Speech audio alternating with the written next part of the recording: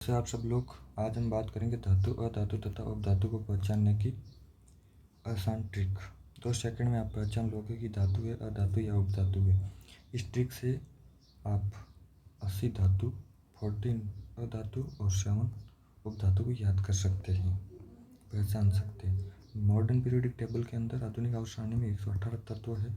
इनको 4 ब्लॉक में बांटा गया: S block, P block, D block तथा एफ ब्लॉक।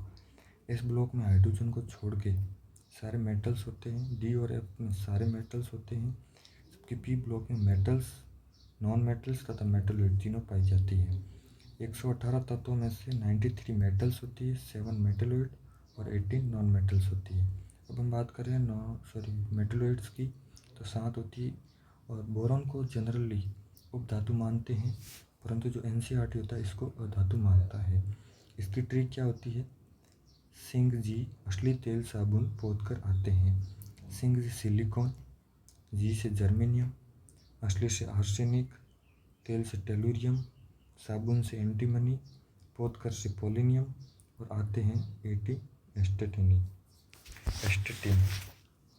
यहाँ आपको ध्यान रखना, साबुन वाला ये एंटीमनी, थोड़ा नाम में इंग्लिश और हिंदी में थोड़ा संकेत और ये गड़बड़ हो सकती है।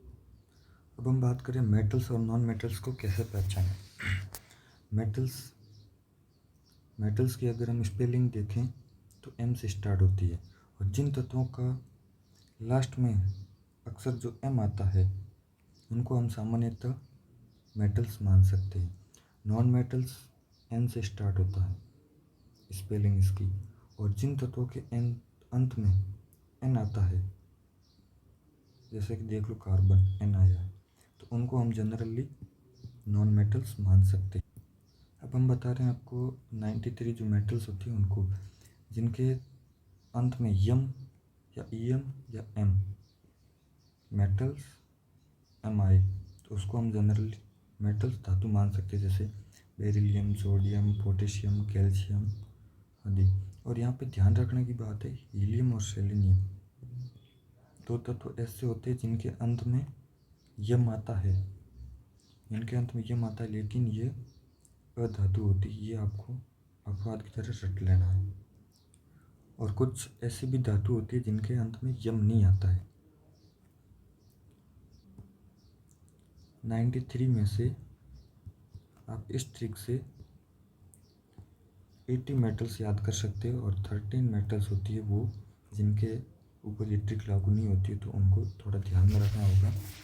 कॉपर हो गया, gold, silver, lead, tin, tungsten, bismuth, mercury, manganese, nickel, cobalt, zinc.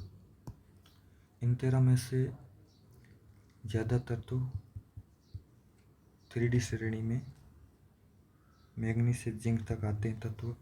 और आपको अभी मैंने बताया कि जिन तत्वों के अंत में न हो यानी एन आए, उनको हम नॉन मेटल्स मानते हैं। तो 2 मेटल्स भी होती है जिनके लास्ट में न आएगा, उनको हमें नॉन मेटल्स न मानकर, अधातु न मानकर धातु मानना है। हीलियम और सेलेनियम, इनके अंत में यम आ रहा है, लेकिन इनको हमें धातु नहीं मानना है, अधातु मानना है। टिन और टंगस्टन, जिनके अंत में न आ रहा, लेकिन इनको हमें अधातु नहीं मानना, धातु मानना। फिर अब बच गई है 18 अधातु तत्व जिसके अंत में न आए, वो जैसे hydrogen, boron, carbon, nitrogen, oxygen, fluorine, neon, chlorine, organ, bromine, krypton, iodine, xenon, radon.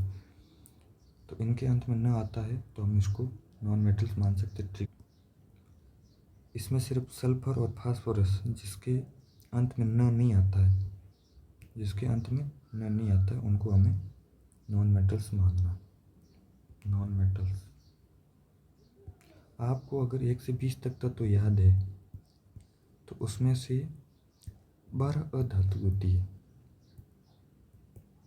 12 अधातु होती है। इस ट्रिक का अपवाद देखें तो 1, 2, 3, ये 3 तो अगर आपको 1 से 20 तक तो याद है, तो आपको ये 3 अपवाद याद रह जाएंगे।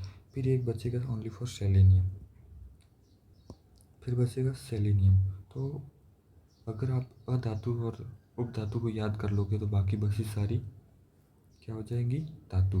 तो अगर आसान तरीका अगर आप देखते हो तो मेटल्स को छोड़कर नॉन मेटल्स तथा मेटलोइड यानी कि अधातु तथा उपधातु को याद कर लो। इसके अलावा जो भी होगा वो धातु ही होगा। और ट्रिक तो मैंने आपको बता ही दे रखी, ट्रिक बता दी है। धातुओं के अंत में आता है यम, लेकिन हीलियम और सेलेनियम के अंत में भी यम आता है। हीलियम तथा सेलेनियम के अंत में भी यम आता है। इनको हमें क्या मानना है? अधातु। और टिन तथा टंगस्टन इनके अंत में न आता है, लेकिन अपन को क्या मानना है? आपको धातु। और 1 से 20 तक तत्वों में लगभग 12 अधातु है। मैंने देखा नहीं अधातु है।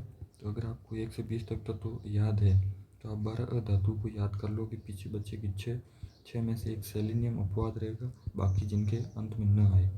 तो अगर आप इस प्रकार अधातु तथा उपधातु को याद कर लोगे तो इसके अलावा जो पीछे बचे रहेगी वो 93 धातु ही होगी।